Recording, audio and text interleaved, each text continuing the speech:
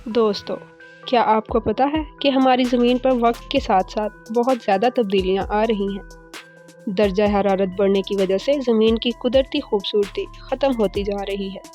मगर इतनी तब्दीलियों के बावजूद हमारी ज़मीन पर कुछ खूबसूरत और शाहकार मकाम ऐसे भी हैं जो आज के दिन तक भी अपनी खूबसूरती को बरकरार रखे हुए हैं। जी हाँ, आज की वीडियो में हम आपको दुनिया के सबसे खूबसूरत और हैरान कुन मकामात के बारे में बताने जा रहे हैं, जिनके बारे में शायद आपने पहली बार सुना होगा। हैरत अंगेज मालूमात और चौंका देने वाली इस वीडियो को आखिर तक लाजमी देखिएगा। अगर आप हमारे चैनल पर पहली बार आए हैं तो चैनल को सब्सक्राइब लाजमी कर लें। चलें शुरू करते हैं। फरिश्ता फॉल्स दुनिया की सबसे ऊंची आबशारों में से एक है। वेनेजुएला में एंजल फॉल्स यकीनी तौर पर सबसे ज़्यादा शानदार और खूबसूरत मकाम है। यहाँ पर पानी पहाड़ की चोटियों से गुजरता हुआ 807 मीटर नीचे तक जंगल में गिरता है। इस आबशार की सबसे मुनफरिद खुसूसियत ये है कि ज़्यादातर पानी ज़मीन तक पहुँचने से पहले ही धुंध में बदल जाता है। एक रिपोर्ट के मुताबिक एंजल फॉल्स की कुल ऊंचाई 979 मीटर है। इसके साथ साथ इस आबशार से मुंसलिक एक कैनिमा नेशनल पार्क भी मौजूद है, जो इस मकाम की वजह से और भी ज़्यादा मशहूर है। एंजल फॉल्स का दौरा करना काफ़ी मुश्किल है क्योंकि इसकी बनावट और खौफनाक मनाजिर यकीनी तौर पर यहाँ पर आए लोगों को बहुत ज़्यादा मुतासिर करता है। ये दुनिया की बुलंद तरीन आबशार है। फरिश्ता आबशार दरियाए चरवन पर वाक़या है। वेनेजुएला का ये इलाका 1930 की दहाई तक नामालूम जगह के तौर पर जाना जाता था।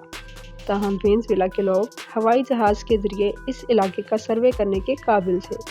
फिर बाद में इन्होंने 1935 में इस आबशार को दरियाफ्त किया।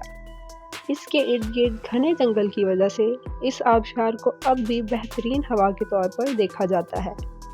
एंजल फॉल्स का नाम एक अमेरिकी आदमी के नाम पर रखा गया था जिसने इस आबशार की दरियाफ्त की थी। इस आबशार का पानी, जो दर हकीकत हर वक्त छलांग लगाता दिखाई देता है, अगरचा एंजल फॉल्स का दौरा करना मुश्किल है, लेकिन से आप पहले से तयशुदा दौरों पर गाइड के साथ वहां जा सकते हैं। 1971 में 3 अमरीकियों और 1 अंग्रेज ने एक मुहिम जोई में इस आबशार के ऊपर तक चढ़ने में 10 दिन लगाए।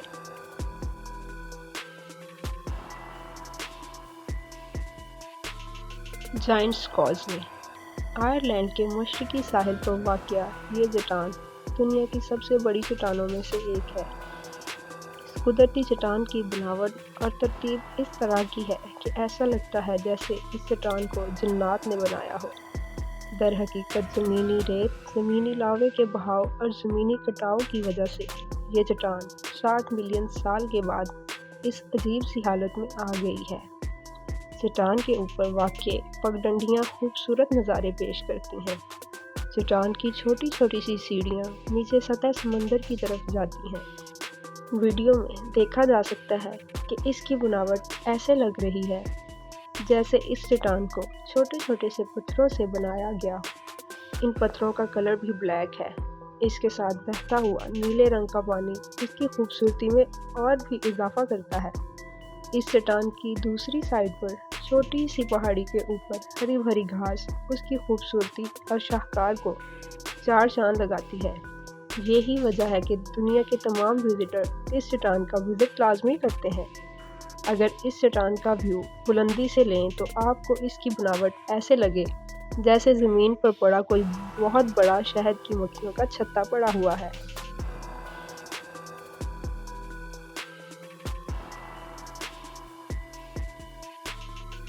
अमेज़न रेन फॉरेस्ट दुनिया का सबसे बड़ा बरसाती जंगल है। इस बरसाती जंगल का 60% हिस्सा ब्राज़ील में वाक़ है। इस इलाके की सबसे मुनफरिद बात यह है कि यहाँ बारिश के कतरे को ज़मीन पर गिरने में 10 मिनट लग सकते हैं। जंगलात की वजह से सूरज की रोशनी तकरीबन 2% तक ही ज़मीन तक पहुँचती है। इस इलाके में जंगलात इतने घने हैं कि आप यहाँ पर आसानी से छुप सकते हैं। यहाँ का हर जानवर और परिंदा अपनी ज़िंदगी को जी भर के जीता है। इन्हें किसी भी किस्म का इंसान की तरफ से कोई भी ख़तरा लाहक नहीं होता, क्योंकि इस मकाम पर इंसानों का आना जाना बहुत ही कम है। अमेज़न रेन फॉरेस्ट बरआज़म जनूबी अमेरिका के एक बहुत बड़े रकबे पर मुहित है। ये एक इंतहाई माहौलियाती ज़िंदगी मुहैया करने वाला जंगल है। رین فارسٹ اب تک دنیا کا سب سے بڑا برساتی جنگل ہے جو 6 ملین مربع کلومیٹر پر محیط ہے۔ یہ برساتی جنگل 9 مختلف ممالک میں پھیلا ہوا ہے۔ یہ جنگل اتنا بڑا ہے کہ یہ دوسرے متعدد ممالک کی سرحدوں کو ٹچ کرتا ہے۔ در حقیقت جنوبی امریکی براعظم کا تقریباً 40% حصہ اس ایمیزون پر مشتمل ہے۔ زیادہ تر ایمیزون برازیل میں واقع ہے۔ برازیل کی سرزمین پر تقریباً 2/3 حصہ اس برساتی جنگلات کا ہی ہے۔ یہ خیال کیا جاتا ہے کہ یہاں پودوں کی مختلف انواع 40,000، مچھلی کی انواع 3,000 جبکہ جانوروں کی انواع 430 ہیں۔ اس کے ساتھ ساتھ ہی ناقابل یقین 2.5 ملین مختلف قسم کے حشرات کا ذکر نہیں کرنا ہے جو بارش کے جنگل میں رہتے ہیں۔ جہاں یہ جنگل واقع ہے اس کے ساتھ ہی ایک بہت بڑا ایمیزون دریا بھی بہتا ہے۔ دریا برساتی جنگلات کی زندگی کا خون ہے جو ماحولیاتی نظام کو برقرار رکھنے کے لیے پانی اور غذائی اجزاء کو منتقل کرتا ہے۔ حیرت انگیز طور پر اس کی لمبائی 6,800 کلومیٹر ہے۔ عام طور پر اس بات پر اتفاق کیا جاتا ہے کہ دریائے نیل کے بعد ایمیزون دریا دنیا کا دوسرا طویل ترین دریا ہے، تاہم یہ دریا فی سیکنڈ تقریباً 2,09,000 کیوبک میٹر پانی کو باہر دھکیلتا ہے۔ بہت سے لوگ رین فارسٹ کو زمین کے پھیپھڑے بھی کہتے ہیں۔ برساتی جنگل ماحول میں دنیا کا تقریباً 20% آکسیجن پیدا کرنے کے ساتھ ساتھ فضا میں خارج ہونے والی کاربن ڈائی آکسائیڈ کا ایک بڑا حصہ جذب کرنے کا بھی ذمہ دار ہے، اور یہ سب تقریباً 390 بلین مختلف درختوں کی بدولت ہے جو ایمیزون میں کھڑے ہیں۔ مزید یہ کہ بارش کو زمین تک پہنچنے میں 10 منٹ تک کا وقت لگ سکتا ہے۔ ایمیزون کچھ انتہائی خطرناک جانوروں کا بھی گھر ہے۔ سرنگیٹی مائیگریشن۔ سرنگیٹی کا ماحولیاتی نظام شمال مغربی تنزانیہ سے لے کر جنوب مغربی کینیا تک پھیلا ہوا ہے۔ یہ خطہ کرۂ ارض پر جانوروں کی بادشاہی میں سب سے زیادہ دم توڑنے والے علاقوں میں سے ایک ہے۔ یہ علاقہ دنیا کا سب سے غیر معمولی قدرتی عجوبہ بھی ہے۔ سرنگیٹی کرۂ ارض پر قدیم ترین اور سائنسی لحاظ سے اہم ترین ماحولیاتی نظاموں میں سے ایک ہے۔ خیال کیا جاتا ہے کہ اس کے موسمی نمونے، حیوانات اور نباتات 1 ملین سال کے بعد بھی بہت کم بدلے ہیں۔ سرنگیٹی ماحولیاتی نظام میں ایک سرنگیٹی نیشنل پارک بھی موجود ہے۔ ہماری زمین پر یہ واحد مقام ہے جہاں پر آپ کو جانور سینکڑوں نہیں بلکہ لاکھوں کی تعداد میں ملیں گے، اور ان کی خوراک کا مناسب انتظام نہ ہونے کی وجہ سے سینکڑوں جانوروں کی ہلاکتوں کا روزانہ کی بنیاد پر ہونا بھی معمولی بات ہے۔ نام سرنگیٹی، جس کا مطلب ہے لامتناہی میدانی علاقہ، سرنگیٹی جانوروں کی دنیا کی سب سے بڑی نقل و حرکت کا گھر ہے، جسے اکثر عظیم ہجرت کہا جاتا ہے۔ اس وقت کے دوران صرف 2,50,000 جنگلی جانور پیاس، بھوک، تھکن اور شکار سے مر جاتے ہیں۔ ماسائی قبیلہ تقریباً 200 سالوں سے سرنگیٹی کے میدانوں میں اپنے مویشی چرا رہا تھا۔ سہارا ڈیزرٹ۔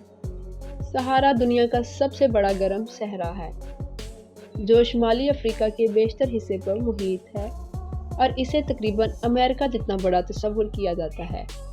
سہارا زیادہ تر بنجر، پتھریلی سطح مرتفع اور ریت کے بڑے بڑے ٹیلوں پر مشتمل ہے۔ اس سہارا میں سالانہ اوسطاً 3 انچ سے بھی کم بارش ہوتی ہے، یہاں تک کہ سہارا کے سب سے سرد علاقوں میں ہفتے میں صرف ایک ہی بار بارش ہو سکتی ہے۔ اس کے ساتھ ساتھ یہاں کئی برسوں تک دوبارہ بارش نہیں ہوتی۔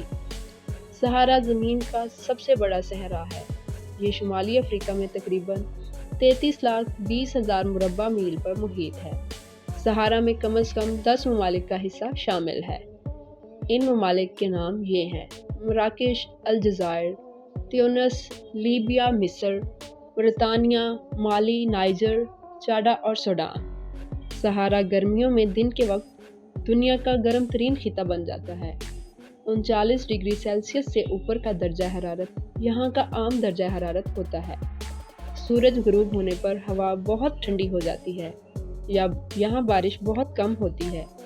جب بارش ہوتی ہے تو اکثر طاقتور طوفانوں کی شکل میں آتی ہے۔ سہارا کی سطح کا زیادہ تر حصہ پتھریلا ہے۔ یہاں ہموار میدان اور بلندی والی زمین ہے جسے سطح مرتفع بھی کہتے ہیں۔ اس علاقے میں کچھ پہاڑ بھی شامل ہیں۔ ریت سہارا کے صرف 1/4 حصے پر مشتمل ہے۔ کچھ جگہوں پر ریت کا ڈھیر اس قدر اونچا ڈھیر بن جاتا ہے جسے ٹیلے کہتے ہیں۔ یہاں کوئی ندی بھی سال بھر نہیں بہتی۔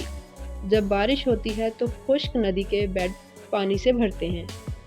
بعد میں کچھ جگہوں پر زیر زمین پانی کی سپلائی بھی ہوتی ہے۔ ان جگہوں کو نخلستان کہتے ہیں۔ پھر آہستہ آہستہ پانی ان سوراخوں کے ذریعے زمین کی سطح پر آ جاتا ہے جسے چشمے کہتے ہیں۔ اکثر لوگ زیر زمین پانی حاصل کرنے کے لیے کنویں بھی کھودتے ہیں۔ صحارا کے کچھ لوگ خانہ بدوش ہیں۔ یہ اونٹ، بھیڑ اور بکریاں پالتے ہیں۔ اپنے جانوروں کے کھانے کے لیے گھاس کی تلاش میں جگہ جگہ گھومتے رہتے ہیں۔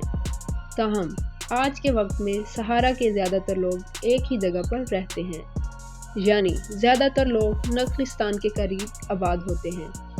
تمام لوگ پھل، خاص طور پر کھجور، جوار، جو اور گندم جیسے اناج اگاتے ہیں۔ یہی لوگ نخلستان کے دیہاتوں میں جانوروں کی کھالوں، اون، پھلوں اور نمک کی تجارت کرتے ہیں۔ صحارا کے بہت سے پودے اور جانور نخلستان میں پائے جانے والے پانی پر منحصر ہیں۔